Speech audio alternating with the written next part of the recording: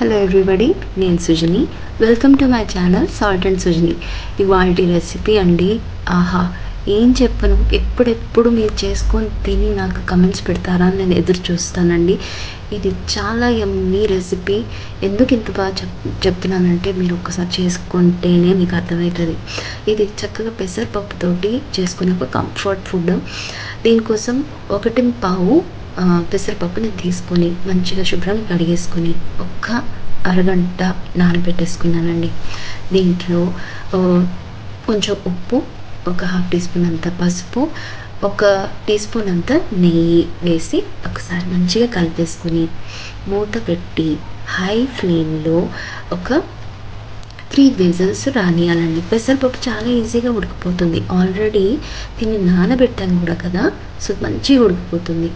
చూడండి ఎంత బాగా ఉడికిందో, చూసారా? ఇలా పెట్టుకోవాలి. ఇప్పుడు ఒక 15 వెల్లుల్లి రెబ్బలు ఉంటాయి కదా, అవి నేను చాపర్లో వేసి సన్నగా చాప్ చేసి పెట్టేసుకున్నాను.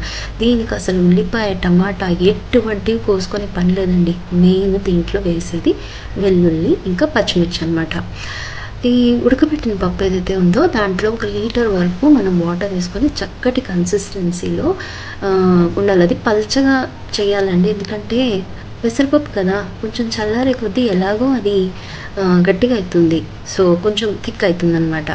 సో మళ్ళీ స్టవ్ మీద పెట్టుకొని ఇది చక్కగా ఇదిగోండి మంచిగా ఉడికొచ్చే వరకు మనము బాయిల్ చేసుకోవాలి. దీన్ని ఇప్పుడు పక్కన పెట్టేద్దామండి. ఈ లోపల నేను చెప్పాను కదా, దీంట్లో అట్లీస్ట్ మనము కారం కూడా వేయమన్నమాట. కారం పొడి వేయం. దీనికి కారం వల్ల ఈ పచ్చిమిరపకాయల నుంచి వస్తుంది. మీ కారానికి తగ్గట్టు వేసుకోండి. నేను ఇక్కడ 15 పచ్చిమిరపకాయలు వేసాను. దీంట్లో నేను కోకోనట్ ఆయిల్ వేస్తున్నానండి. అలాగే కొంచెం ఆవాలు, జీలకర్ర, నువ్వులు అన్నీ ఒక్కొక్క టీ స్పూన్ చొప్పున వేసుకుంటున్నాను. నేను ఎవ్రీడే ఒక ఆయిల్ వాడనండి, 3 రకాల నూనెలు వాడతాను నేను. లైక్ ఆవాల నూనె ఒకటి, పల్లి నూనె, కొబ్బరి నూనె, ఇవి వాడతాను. డైలీ చేంజ్ చేస్తూ ఉంటాను. అలాగే ఇప్పుడు దీంట్లో కొంచెం కరివేపాకు, ఇంగువ, నువ్వులు అన్నీ కూడా వేసుకున్నాను. నువ్వులు కూడా నేను రెగ్యులర్గా తాలింపులో వేస్తానండి, అది మన హెల్త్కి చాలా మంచిది.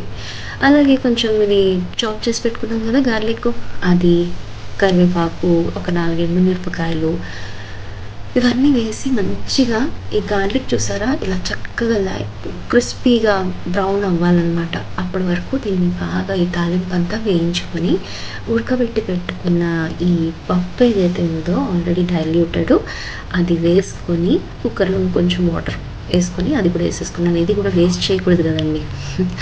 ఓకే, సో ఇది ఒకసారి బాగా కలుపుకొని మళ్ళీ ఒక్కసారి మూత పెట్టి దీన్ని ఉడికించుకుందాం. ఒక బాయిల్ వచ్చే వరకు, చాలంతా కుక్ అయిపోయింది కదా ఆల్రెడీ, మూత పెట్టి ఉడికించుకుందాం.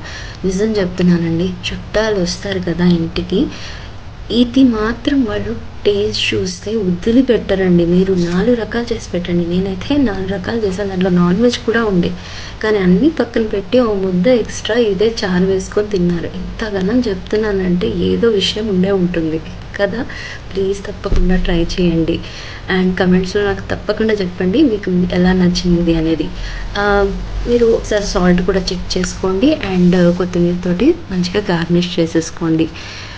సో యా, ఇదండి చాలా మంచి recipe. Please please please try చేసి నాకు చెప్పండి ఎలా కుదిరిందో. Thank you for watching.